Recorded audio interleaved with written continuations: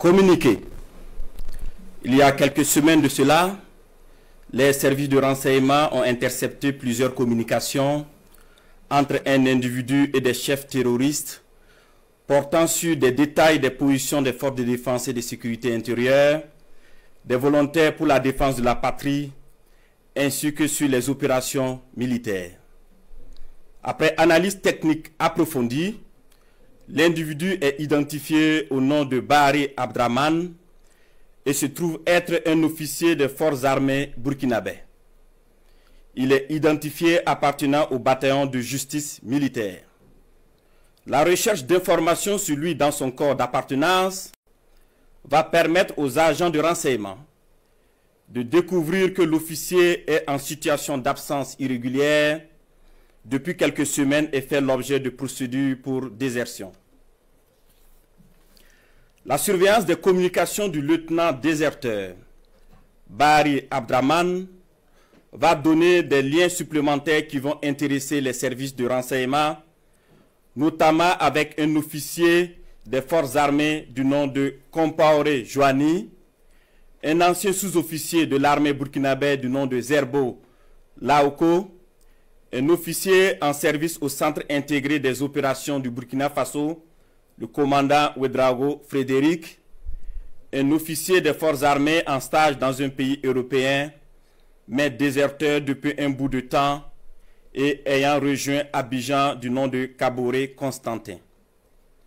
Le travail minutieux des services de renseignement va révéler un grand complot en préparation contre notre pays, dont le but ultime est de semer le chaos total en vue de placer le pays sous tutelle d'une organisation internationale à mesure de reprendre le contrôle dans 10 ou 20 ans selon les instigateurs. Des informations sensibles ont été passées aux terroristes en vue d'accentuer les attaques contre les forces combattantes et les civils dans le but de susciter la révolte contre les autorités.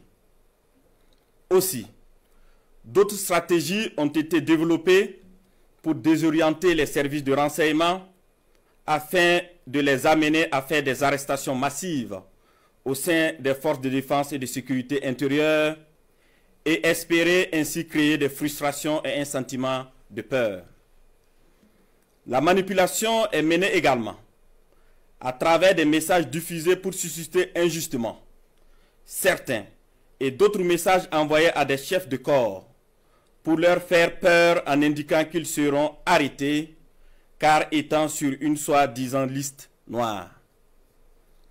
Des leaders religieux et coutumiers ont été sollicités pour convaincre certains officiers de s'engager dans cette mission funeste. Ce fut le cas malheureusement du capitaine Ouedraogo René David, en fuite actuellement. Dans le même ordre d'idée, des VDP ont été contactés pour démoraliser leurs camarades et de l'argent leur a été envoyé pour cette basse besogne. Tous ces stratagèmes perfides ont été développés dans le seul but de déstructurer l'armée et semer le chaos. Les services de renseignement ont suivi la manœuvre qui devrait aboutir, selon le plan des comploteurs terroristes, le mercredi 16 avril 2025, à un assaut sur la présidence du Faso par un groupe de soldats recrutés par les ennemis de la nation.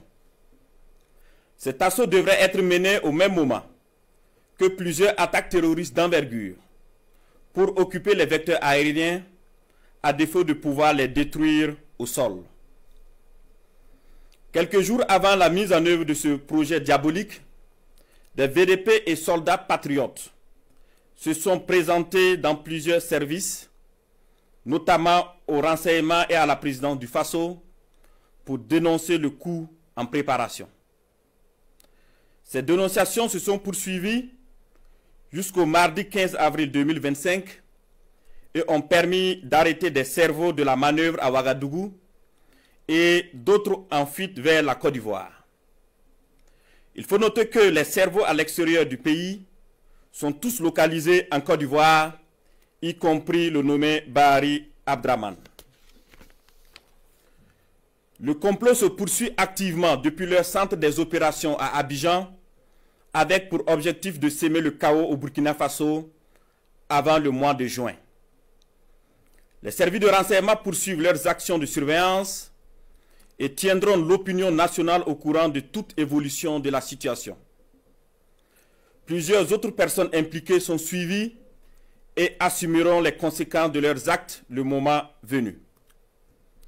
Nous invitons les populations à rester sereines et vigilantes et à signaler toute activité suspecte. Quant aux vaillantes forces combattantes, nous les encourageons à poursuivre leur mission avec détermination tout en restant vigilantes. La patrie ou la mort, nous vaincrons.